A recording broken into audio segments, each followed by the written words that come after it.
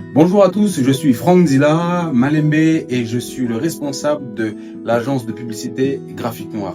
Aujourd'hui, je suis invité à la Otaku Game Week pour vous parler de quelque chose d'absolument fantastique. Vous savez comme moi que nous sommes aujourd'hui à l'ère de l'intelligence artificielle et pour nous qui sommes passionnés de bande dessinée, de l'univers otaku, de manga et de tout ce qui est art visuel, nous devons savoir utiliser l'intelligence artificielle. Et aujourd'hui, la Otaku Game Week m'a demandé de parler de l'intelligence artificielle, mais pas seulement. À travers cette petite vidéo, je souhaite vous faire une petite démo rapide de comment on peut concevoir une bande dessinée de A jusqu'à Z entièrement faite avec l'intelligence artificielle. Vous ne savez pas dessiner, mais vous avez la tête qui bouillonne, vous avez un maximum d'idées, écrivez-les et ensuite vous pouvez, à travers des prompts, commencer à voir votre bande dessinée vivre en images. À tout de suite.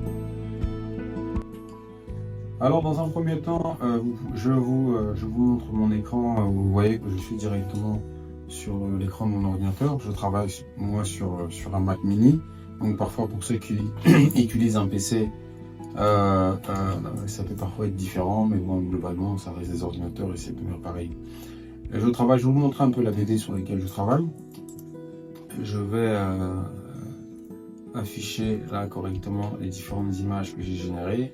Et là, vous pouvez voir ma bande dessinée mise en page sur un logiciel qu'on appelle InDesign.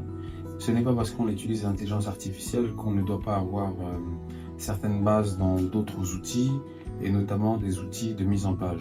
Le logiciel InDesign est un logiciel de mise en page qui me permet de pouvoir voir ma bande dessinée page après page, comment elle sera, en commençant par la page numéro 1, j'ai pas encore mis la page de couverture, mais en commençant par la première page, la deuxième, la troisième page, ça me permet également de pouvoir mettre les différents dialogues, mais vous pouvez voir que j'ai aussi fait les différentes vignettes de ma bande dessinée, je peux les faire sur InDesign ou ailleurs. Ce n'est pas le seul outil, mais je pense que InDesign fait partie des meilleurs outils de mise en page. Il y a d'autres outils qui sont destinés spécifiquement à la bande dessinée, notamment Clip Studio, que j'aurai peut-être l'occasion aussi de vous montrer.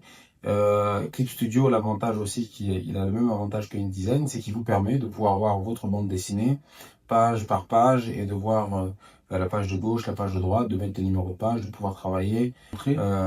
J'utilise principalement deux intelligences artificielles. La première intelligence artificielle que j'utilise et qui, je le répète, est gratuite, totalement gratuite.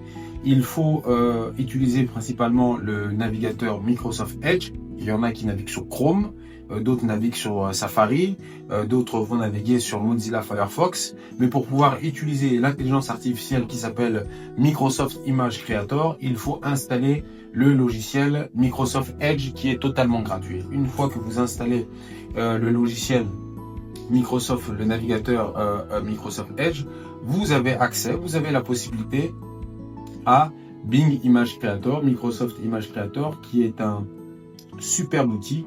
En tout cas, moi, je considère que pour le manga, pour tout ce qui touche au noir et blanc, pour tout ce qui touche à la trame, je pense que Microsoft Image Creator reste le meilleur outil. En termes d'image, il n'en fait pas trop et il vous donne juste ce qu'il faut pour garder ce que moi j'appelle cette touche manga, cette particularité manga, le noir et blanc, les trames. Et j'estime que c'est Image Creator qui, pour moi, en fait, m'a donné la meilleure touche. Et donc, vous le voyez, là, je suis sur le navigateur web, Image Creator, et à gauche, j'ai un onglet qui est là. J'ai sur la droite, j'ai une fenêtre que je peux agrandir. Donc là, j'ai ma fenêtre principale, et à côté, j'ai une fenêtre sur la droite qui est là, que je peux agrandir. Et comment ça se compose? Ben voilà comment elle est composée, cette fenêtre.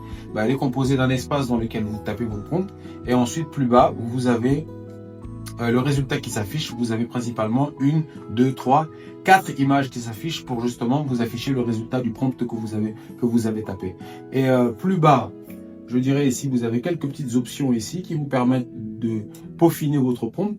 Et il y a une mise à jour qui a été faite depuis GPT-5. Ce qu'il faut comprendre, c'est que Microsoft aujourd'hui est associé avec OpenAI, donc de ChatGPT, et Microsoft utilise DALL-E. utilise DALL-E pour pouvoir générer un DALL-E qui est un logiciel de OpenAI et donc qui appartient, je dirais, à la maison qui fait ChatGPT. Et donc vous générez à partir de Microsoft Image Creator, vous générez des images qui en fait sont générées par DALL-E. C'est pour ça que depuis la mise à jour qui date il n'y a pas longtemps, il y a quelques semaines, vous avez la possibilité maintenant non seulement de sélectionner DALL-E à ce niveau, mais aussi de pouvoir générer des images avec GPT-4. Mais moi, je préfère rester sur DALL-E 3 parce que c'est beaucoup plus rapide et le rendu que moi j'aime, que j'apprécie pour mes mangas, je le trouve dans DALL-E. Dans GPT-4, bon, c'est à la mode, aujourd'hui beaucoup de gens utilisent GPT-4 pour générer des images, surtout les photos de profil. Mais j'ai constaté que bon, voilà, c'est la qualité des images qu'ils donnent sont un peu pour moi assez particulières et tout le monde les utilise et elles se ressemblent tous. Alors que DALL-E garde une part d'originalité, quelques petits défauts dans les images et c'est ce qui fait, je pense, un dessin qui reste quelque chose d'absolument naturel. Et donc on va commencer tout de suite. Ok, let's go. Et donc, moi, pour ma bande dessinée, ce que moi, je fais principalement des images manga, donc des images en noir et blanc, mais vous pouvez, vous aussi, faire des images couleurs. L'autre particularité, c'est que moi, ce que je fais, c'est que je travaille principalement avec ces outils, j'écris principalement en anglais. Parce que j'ai pris cette habitude et j'ai l'impression que les modèles d'IA comprennent mieux l'anglais que le français. Mais j'ai constaté aussi que quand j'écris en français, ils comprennent très bien. Mais bon, j'ai pris cette habitude. C'est pour ça que vous voyez le prompt que j'ai écrit. J'ai dit, bon voilà, j'ai mis vue de dos, j'ai dit vue de dos, un plan large vue de dos, un détective anthropomorphique, un chat détective anthropomorphique qui court vite, etc. Donc là, je vais vous prendre un exemple très simple. Je vais taper tout simplement, je vais dire une souris, alors on va dire plutôt un chat, alors on va dire un chat qui court, allez, on va dire qui court, un chat qui court dans une rue sombre, et ensuite on va lui dire style, je vais au plus simple, on va lui dire style manga, et on va lui dire image noir et blanc, je tape très vite, image noir et blanc. Bon, on va commencer par ça et je mets créer, je clique sur créer, c'est très simple, il n'y a rien de... Là, j'ai pas encore attaqué vraiment les choses plutôt compliquées où je définis le style de l'image, je définis le point de vue, où est-ce que je veux qu'il fasse le plan, est-ce que c'est un gros plan, un plan serré, un plan large, une plongée, une contre-plongée, etc. J'ai pas fait quelque chose de très compliqué, c'est juste principalement pour vous montrer que il est possible de pouvoir générer des images manga très simplement. Et donc là, l'IA est en train de travailler. Dans quelques secondes, généralement, l'avantage de Image Creator, c'est que ça ne met vraiment pas de temps. Et très rapidement, vous avez des images. Et donc là, voilà, les images sont prêtes. Voilà, je vous montre les images. Voilà, je vais cliquer sur l'une des images parce qu'il propose toujours 1, 2, 3, 4 images. Et vous pouvez voir que j'ai dit un chat qui court dans une rue sombre, style manga, image noir et blanc. Et donc, regardez bien, je vous prends le premier résultat qui est là. Je vais l'agrandir un tout petit peu. Vous pouvez le voir, le premier résultat est celui-là. D'accord? Et le second résultat, vous pouvez le voir, je vais vous le mettre également. Et vous allez vous rendre compte que le second résultat, il ouvre toujours une fenêtre, c'est celui-là.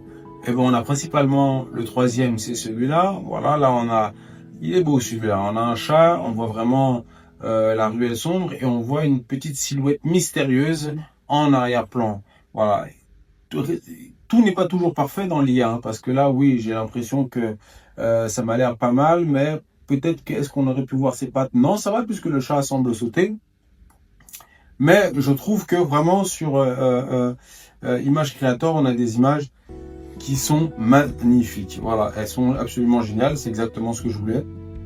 Je lui ai dit un chat qui court dans une rue sombre avec un style manga. Voilà, je peux accentuer. Par exemple, au lieu de mettre image noir et blanc, j'enlève image noir et blanc et on va créer une image couleur. Je clique à ce niveau-là et il va maintenant me créer la même chose. J'ai enlevé image noir et blanc. Il va me créer la même chose et on va voir s'il va me créer des images en couleur. Généralement, ça prend pas de temps comme je vous l'ai dit. L'avantage d'Image Creator, c'est qu'il est vraiment, je pense que c'est le modèle, j'estime pour moi être le plus rapide. Voilà. Et donc là, on a des images en couleur. Si vous souhaitez faire une bande dessinée en couleur, regardez-moi comment c'est absolument magnifique. Vous avez justement, voilà, ce bleu nuit là qui est en arrière-plan, ce chat vraiment malicieux, on sent que vraiment il fait presque peur.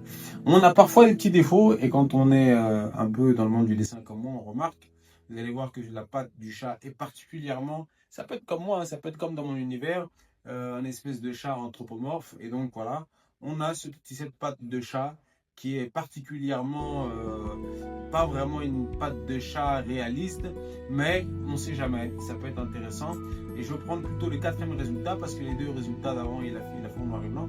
Regardez là, c'est absolument magnifique. Regardez-moi là, la lumière qu'on a ici à ce niveau-là. Regardez-moi les yeux du chat. Regardez-moi l'arrière-plan, la ruelle sombre. On a l'impression qu'on est dans une image d'anime. Et rien qu'avec cette base-là, on pourrait quasiment faire un dessin animé. Et donc voilà, ce sont des bases qui, moi, me permettent de travailler. Je vous ai montré le premier outil. Je peux, à la place du chat, par exemple, je vais mettre un chien. Voilà, je vais mettre un chien. Et donc, je garde le reste du prompt. Et voilà, je mets créer. J'ai remplacé à la place du chat. Voilà, mais j'ai gardé style manga pour vous montrer que, bon, voilà, l'objectif, c'est comment, avec Image Creator, on arrive à générer à créer du style manga. Voilà, donc allez, on a notre chien qui est là, regardez bien.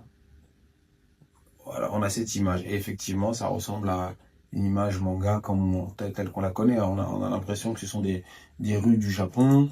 Là, regardez, pareil, une image vraiment absolument magnifique et on en a même une en couleur parce que j'ai pas spécifié noir et blanc. On en a une en couleur qui est absolument incroyable.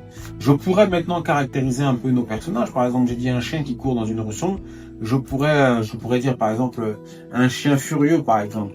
Allez, je vais écrire un chien furieux. Un chien, non, on va dire un chien méchant. Voilà, on va dire un chien méchant qui court dans une rue sombre et je vais ajouter quelque chose. Je vais mettre effet de vitesse, d'accord? Parce que généralement, parfois sur les mangas, on a parfois des effets de vitesse pour signifier le mouvement, quelque chose qui se déplace rapidement. Et je vais lui mettre effet de vitesse et je vais générer encore. Là, on est maintenant sur l'image du chien. Et vous allez voir qu'en quelques secondes, parce que moi je préfère dire secondes que minutes, mais très souvent ce sont des secondes, il est extraordinaire. Regardez bien. Là maintenant, regardez l'image qu'on a qui est absolument incroyable. On a 4 images qui sont pour moi magnifiques. Regardez bien. Et en plus, il a compris, l'IA a compris d'elle-même qu'il fallait avoir un angle qui aussi symbolise le fait que le chien soit méchant. Regardez bien l'angle qu'il a choisi. Je peux cliquer ici pour arriver sur l'autre. Voilà, là on a un chien méchant qui est presque un chien loup littéralement. Mais regardez bien les yeux. Voilà, l'éclairage rouge qu'on a sur le chien, absolument magnifique pour une vignette BD. Si, comme moi, vous aimez parler des animaux dans vos BD, c'est absolument incroyable. Regardez-moi celui-là, voilà, avec une chaîne presque autour du cou. Regardez les yeux, voilà. Et je peux, à la place du chien, mettre par exemple le chat, remettre le chat, et j'appuie sur Entrée. Et vous allez vous rendre compte, voilà. Une fois que j'ai fait ça, quand j'ai généré ces images, qu'est-ce que je fais? Moi, tout simplement, je clique dessus. Attendez, je vois le chat qui va apparaître dans quelques secondes. Voilà, le chat est déjà prêt. Voilà, et bien vous avez des images incroyables. Regardez-moi ce chat, comment il est super. Regardez-moi comment ce chat est super. On a la version couleur, on a la version ici noir et blanc. Je vais revenir sur la version couleur. Qu'est-ce que moi je fais? Je clique dessus, j'enregistre la photo, tout simplement. Je clique sur le bouton droit, j'enregistre, je crée un dossier sur ma machine. Là, je vais mettre ça spécifiquement sur le bureau, tout simplement. Une fois que j'ai mon image qui est là, je la récupère dans mes fichiers téléchargés, je clique sur le bouton droit et c'est à moi maintenant de savoir ce que je vais en faire.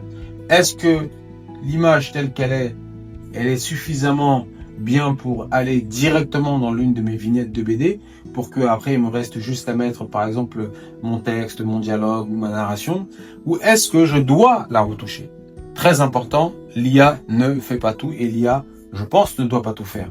il reste une grosse partie, et je pense que c'est la plus grosse partie, qui est justement notre main, notre tête, qui doit nous pousser à réfléchir pour pouvoir parfaire ce que l'IA nous offre, je dirais, sur un plateau doré. L'IA nous fait des images quasiment toutes faites, mais nous, il faut quand même qu'on puisse construire un récit qui soit cohérent, un récit qui soit harmonieux. Et ça passe tout simplement, moi, toutes mes images, je les ouvre avec un logiciel que certains connaissent, c'est Adobe Photoshop. Là, je passe dans une autre dimension, je suis dans Adobe Photoshop. Et vous allez vous rendre compte que même dans Adobe Photoshop, je vais vous montrer ce qu'il y a d'extraordinaire dans Adobe Photoshop. Et ce qu'a fait Adobe, c'est que même Adobe a intégré l'IA dans Adobe Photoshop.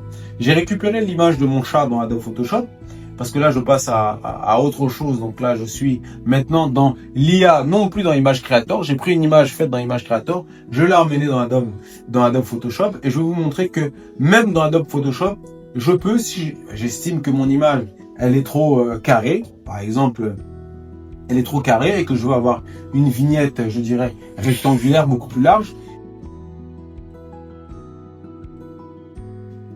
J'ai désormais mon image devant moi. Ce que je vais devoir faire, c'est agrandir de part et d'autre mon image avec l'outil recadrage. Et vous pouvez le voir que de part et d'autre, gauche et droite, j'ai du noir.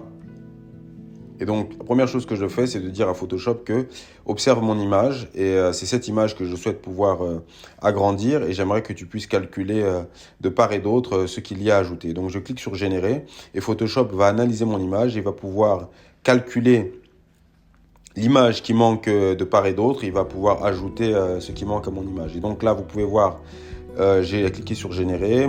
Il y a la barre de progression qui évolue très rapidement. Et vous allez voir, c'est magique, l'intelligence artificielle. Vous allez voir que l'IA va me proposer un rendu qui généralement fonctionne très bien.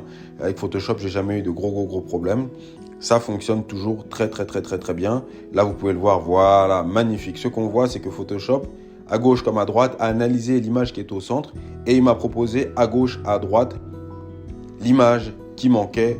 Il a complété mon image, les effets qui manquaient. Il a bien analysé l'image au point où il a compris que c'était un chat qui courait et qu'il fallait juste ajouter des effets de vitesse. Photoshop propose non pas un, mais vous allez voir que sur le côté droit, il propose toujours 3 possibilités. Voilà, là c'est la troisième. Il y avait la première, la deuxième et la troisième possibilité. Et là, vous pouvez voir que Photoshop nous propose toujours 3 possibilités. Donc voilà comment moi je travaille. Voilà ce que moi je fais sur Photoshop. Une fois que j'ai travaillé sur Microsoft Image Creator. Ensuite, ce que je fais, c'est que je vais sur Photoshop pour pouvoir retravailler mon image lorsque je veux une vignette qui soit rectangulaire ou une vignette qui peut être horizontale, peu importe ce que je veux. Je retravaille sur Photoshop. Alors sans transition, maintenant nous sommes désormais sur Midjourney. Et comme vous pouvez le voir, Midjourney a une interface totalement différente. Nous sommes sur le site web de Midjourney. Midjourney nous offre la possibilité d'avoir accès à son intelligence artificielle par le biais de son site web. Et comme vous pouvez le voir, il y a pas mal de paramètres, mais que ça ne vous fasse pas peur. C'est, je pense, aussi facile que Microsoft Image Creator. Donc là, vous pouvez voir les différentes images que j'ai générées et le style d'image que Midjourney génère. Il génère des images en noir et blanc, mais vous allez voir que dans ma galerie, j'ai aussi des images en couleur. Ce sont des images que les clients parfois me demandent. J'arrive à générer des images qui sont parfaites pour mettre dans des livres d'illustration ou autres. Et donc voilà, j'ai généré énormément d'images. Voilà, là, c'en est une autre. Vous pouvez voir que voilà, Midjourney a un style vraiment très particulier. Et donc, on va commencer tout de suite.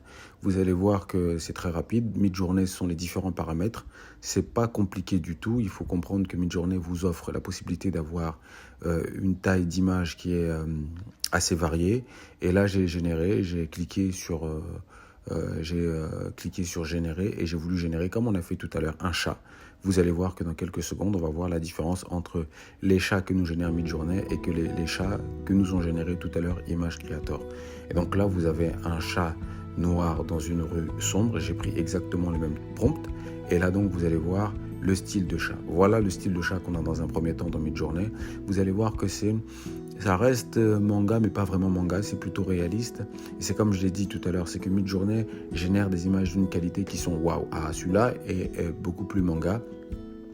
Et je le trouve beaucoup plus appréciable. Celui-là, voilà, vous avez, regardez même les effets de course qui sont beaucoup plus réalistes. Celui-là est plus proche du manga, mais c'est vraiment proche de la réalité. J'ai moins les trames manga que j'ai dans les images. Ah, celle-là aussi n'est pas mal. moins les trames manga qu'on a dans Image Creator, mais on a des images qui sont d'une qualité absolument extraordinaire. Si vous faites par exemple du roman graphique, par exemple, si vous faites de la bande dessinée, je dirais qui est plutôt artistique. Et voilà, et donc voilà un peu le style d'image qu'on peut avoir. Et l'avantage, comme je vous l'ai dit sur Midjourney, c'est que vous avez une variété de tailles d'images, que ce soit en horizontal ou en vertical. En fonction de votre prompt, vous pouvez avoir des choses qui sont absolument extraordinaires. Voilà. Ok, sans transition, on va continuer vers un autre prompt. C'est une autre image, un prompt qui montre comment j'ai généré la même image du chat, mais avec quelques petites touches de couleur. Vous pouvez voir que cette première image est assez est magnifique. Voilà, regardez, il m'a fait un autre chat avec des touches de couleur. C'est parce que bon, je lui ai demandé un éclairage dramatique. C'est pour ça qu'il me fait des chats avec des touches de couleur assez dramatiques. Mais vous pouvez vous-même définir les couleurs, dire ce que vous voulez, et vous verrez que c'est absolument magnifique. Regardez la diversité, regardez les couleurs, regardez les effets de vitesse qui sont juste incroyables avec Midjourney. Voilà, maintenant on revient sur les images générées par Image Creator pour que je vous les montre agrandies, beaucoup plus grandes, pour que vous puissiez bien les voir et pour que vous puissiez comprendre la différence de style entre Midjourney et Image Creator. Et donc voilà, moi pour ma bande dessinée, je voulais avoir des images de personnages anthropomorphiques. Et voilà le style que j'ai sur Image Creator. Donc là, vous pouvez voir que j'ai une dynamique qui est totalement différente. J'ai un style de trame, style manga qui est totalement différent. C'est exactement ce que je veux.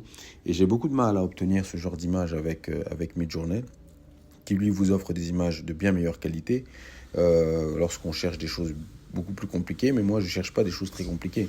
Moi, je cherche à faire du manga, et faire du manga, très souvent, c'est avec des images en noir et blanc, qui soient simples, qui aient des trames très simples. Donc là, comme vous pouvez le voir, là, j'ai l'image de mon personnage qui entre dans un entrepôt de façon dynamique. Comme vous pouvez le voir, ça fait le taf, quoi. Ça fait le boulot. Et donc, je vous dis qu'avec un outil gratuit comme Microsoft Image Creator, vous pouvez faire des choses extraordinaires si vous êtes suffisamment malin et si vous savez taper des prompts en tenant compte justement de ce que je vous ai dit.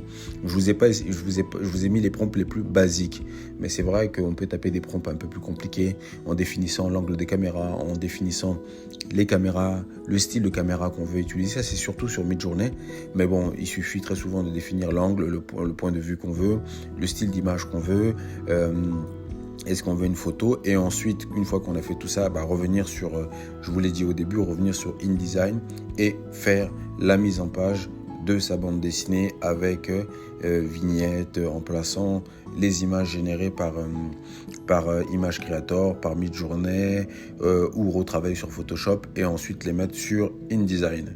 En tout cas, ça m'a fait plaisir de pouvoir vous montrer ça très rapidement. J'ai essayé de faire la vidéo la plus courte qui soit. Ça fait quand même plus de 20 minutes que je parle. Et donc, merci à vous.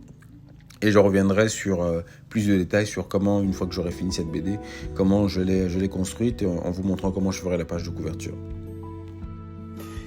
Voilà, c'est fini. C'était Franck Nzila Malembe, responsable de l'agence Graphique Noir. Nous sommes, comme vous le savez, Graphique Noir dans le monde de l'illustration, du dessin, de la publicité. Ce qu'on adore absolument, ce qu'on adore par-dessus tout, c'est produire du livre. Produire du livre, c'est un leitmotiv pour nous, c'est notre leitmotiv, c'est, je dirais, notre sacerdoce, c'est faire en sorte que la bande dessinée puisse permettre à nos enfants d'aimer la lecture et de pouvoir s'élever demain à des plus grosses lectures, des lectures, je dirais, beaucoup plus profondes comme le roman et autres. Mais ça passe d'abord par la bande dessinée. Et donc, si vous voulez apprendre à dessiner, si vous voulez apprendre à réaliser des bandes dessinées, si vous avez déjà des projets de livres ou de bandes dessinées et que vous voulez être édité, vous pouvez venir chez Graphique Noir ou appeler le 06 722 75 65. Nous allons vous recevoir. Si vous souhaitez imprimer vos bandes dessinées et imprimer d'autres choses, vos livres, etc., nous avons le matériel qui nous permet de pouvoir vous offrir ce service. Donc, Graphique Noir, c'est une maison qui est ouverte à tout le monde. Et en tout cas, j'espère que vous avez passé un bon moment et que très rapidement, vous aussi, vous passerez à l'action avec Microsoft Image Creator, avec Midjourney ou avec quel que soit l'IA pour pouvoir créer. Soyez proactifs et avancés. N'oubliez jamais, Graphique Noir, le turfu, toujours.